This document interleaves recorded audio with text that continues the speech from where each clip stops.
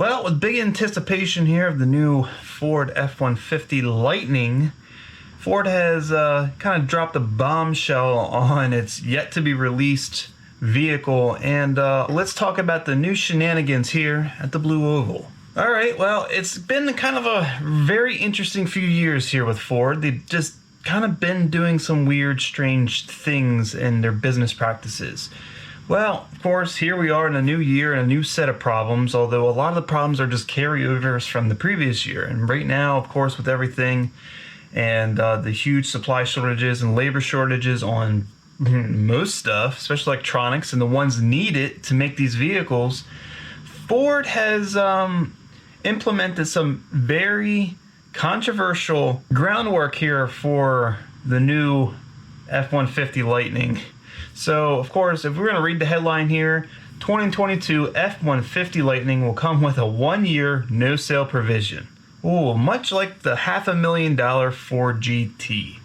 Now, on that vehicle, it was almost certainly understood. It was a limited production vehicle that no one ever knew would ever be produced again. So we're going to take a look at some of the good stuff first, and that's actually this part of the article here, where it looks like Ford is actually trying to address some of the bull crap being done here at Ford dealerships, and that's with stupid, ridiculous markups and is gouging customers left and right to get these vehicles. The automaker recently expressed its concerns over the way dealers are handling markups and forcing customers to put down additional deposits or payments to order an F-150 Lightning.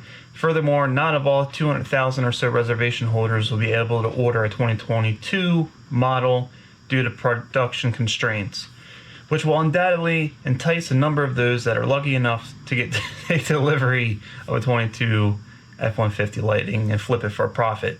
Well, not only are they doing it for the Lightning, Ford really needs to put their foot down because they're doing it with everything.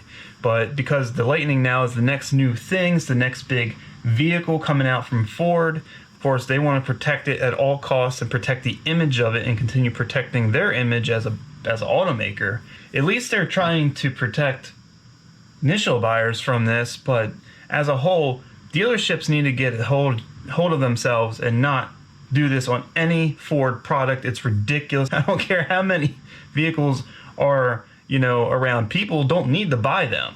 There's so many other auto manufacturers out there. If someone's actually in need of a car, they can go anywhere they want. They can get a used car. They don't need to buy it from Ford, and they don't need to buy it new. So it's really ridiculous how they think, like, oh, well, we're going to mark it up 20, 30 grand. Someone's going to buy it. Well, that might be true. It doesn't make it fair for everyone else, especially people who, are going after a vehicle that something they could afford, and then by the time they go through all the different fees and stuff and the markups, it's something they can't afford. So at least with this, Ford is trying to do something right here and protect at least the initial purchase of the Lightning, F-150 Lightning, from being stupidly overblown in its price and whatnot. Okay, so now that that's out of the way, I want to go ahead and talk about the bad thing. Now, this is really the highlight of the story here, and something that really kind of rubs me the wrong way, and it also seems to be causing a lot of issues with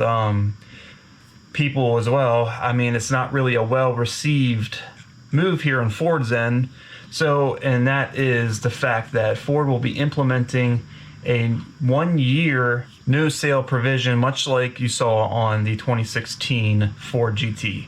So, quote from Ford, this is what they say, this is their reasoning for it. In order to prevent the resale of a 2022 model year F-150 Lightning, Ford is offering to support a no-sale provision to be signed by customers at the time of purchase. Dealers may add this language to existing closing forms or create a new standalone document.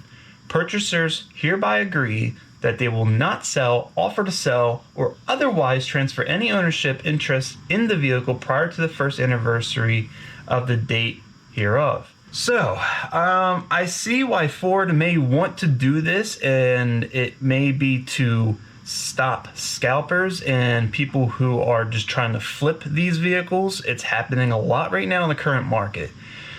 Here's my problem. When Ford has these vehicles, they produce these vehicles, dealerships then buy these vehicles from Ford, right? Dealerships then work with banks and other creditors to supply financing options for customers, or if customers seem to purchase with cash, either way.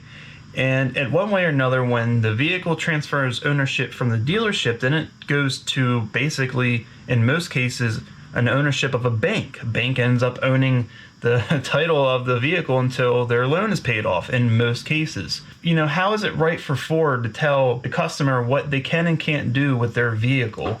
It seems kind of odd. I know that they're saying they're trying to prevent scalpers. Yeah, I could see how that would work, except after a year, what are they going to do? They'll probably just hold on to them and flip them again. That's how these people are. They're weird like that. But here's my big issue. What if someone does buy a new F-150 Lightning because they want to try it out? They think it is something that's like, you know, it's the future. It's all electric, F-150. What could go wrong? And they realize they don't really like it. Maybe they don't like the way it drives. Maybe they don't care for what they thought it was going to be. Maybe there's some major issue that comes along here because it's a new vehicle as far as I'm concerned. It's just wearing the body of F-150.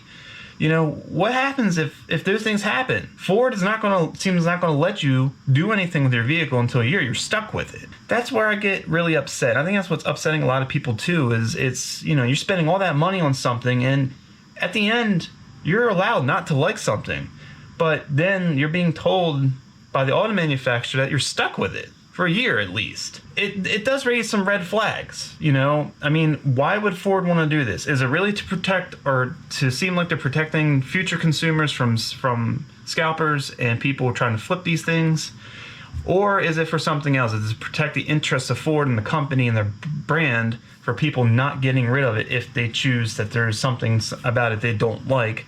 I don't know, but sticking the customer with a vehicle for a year is wrong. I didn't really agree with it with the Ford GT. However, the Ford GT, in comparison to what the Ford Lightning will be, wasn't a mass-produced vehicle. You know, they built a handful every now and again.